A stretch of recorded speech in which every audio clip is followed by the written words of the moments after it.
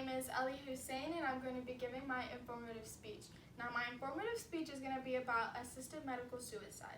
Assisted medical suicide is not a topic that is often talked about in the news, in the medical field, or among patients and physician relationships. Now, according to the Code of Medical Ethics Opinion 5.7, assisted medical suicide is a physician-assisted suicide occurs when a patient facilitates a patient's death by performing the necessary means and information to enable the patient to perform the life-ending act. A main point in assisted medical suicide. Well, my first main point would be, what is assisted medical suicide? Now, assisted medical suicide is when a physician gives a patient in a pill form the means to end their life. Now, in this pill, it will end the patient's life. Now, how a patient can get this prescription or this type of treatment is the physician will put the patient through a series of treatments, and it will examine the patient and make sure that they qualify for this treatment. Now, not every patient is qualified for it. The only patients are patients who are terminally ill, the patients who only have a certain amount of time here in this world that we live in this life that we have now. Now, patients with depression or anxiety or small minor illnesses like this would not qualify because it's not physically injuring them physically and internally. It's not happening within their body system, yet it's more of a mental illness. Now, these are more for physically related, like cancerous, like pancreatic cancers and many other cancers that occur. Now, where can this treatment be offered? Now, this treatment's only offered in 7 out of the 50 states in the United States. These states are California, Colorado, Hawaii, Montana, Oregon, Washington, and the District of Columbia. Now, these 7 states have passed it because it is a use of the physician's duty to help the patient, whether to help the patient get better or get ill, or not get more ill, but help the patient relieve them from their pain. That is a physician's job. So if this pill will relieve the patient's pain, it is considered their duty to help the patient. Now, another main point, now that you know what assisted medical suicide is, I'm going to tell you about the benefits from it. The benefits is, in the long run, it is a cheaper form of treatment. Now, a simple bone fracture in the wrist or the arm, you have the expenses of paying the paramedics that come and pick you up, the anesthesiologist if you have to go under surgery, the general surgeon, the general doctor that you see at the emergency room, the nurses that are helping you. If you have a complex fracture, you have to go see an orthopedic specialist for the wrists. You also have to pay these bills. Now, these bills are slow amounts, hundreds of dollars, but yet in the long run, all these bills will add up to be thousands and thousands of dollars.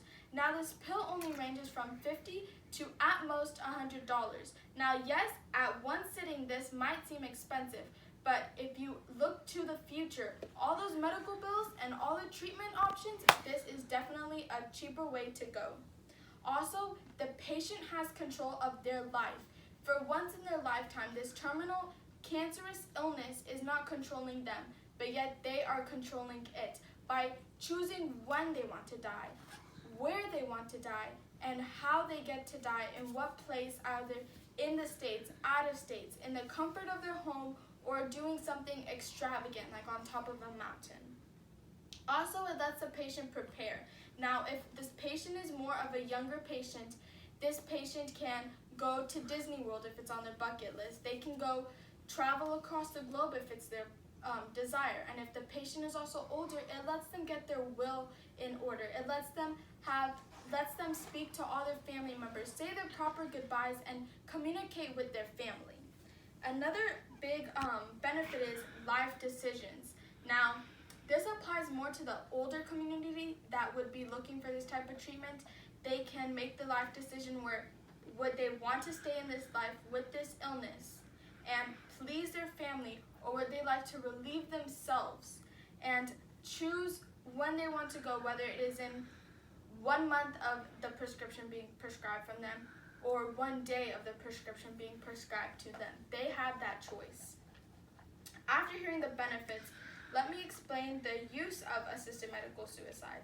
Now, assisted medical suicide, the purpose is for you to relieve the patient's pain. Now, if the patient has a cancerous in their bone, where their bone is physically degrading in their body, this is very painful. There's multiple YouTube videos and multiple videos of you see patients all over the world in excruciating pain of their bones degrading. Now, this pill will help them. The pill altogether will only take about 15 minutes for the patient to be considered medically brain dead. Now, to be considered medically brain dead is where your brain is not in use anymore, it is not functioning, and your heart is completely stopped. So, another use of it is it provides the family members comfort that they're not dying in excruciating pain, but they're dying a peaceful way with their brain slowly degrading and their heart slowly stopping pumping. So the family members have the comfort of knowing that that is their family member's choice, their loved one's choice. Also, it is easy and painless. It is not in a liquid form where the patient has to drink multiple doses or mix it in with food, but it's rather a single pill in a bottle. Listening to this speech, I hope that you understand what assisted medical suicide is and the purposes. Now, to reiterate my purposes, and in conclusion, assisted medical suicide are their benefits from it, from the patient's comfort to the patient expenses and the patient's family members. The usefulness is it is economic, it is easy to access in those states, and the simplicity and innovation. Thank you, and my name is Elia Hussain.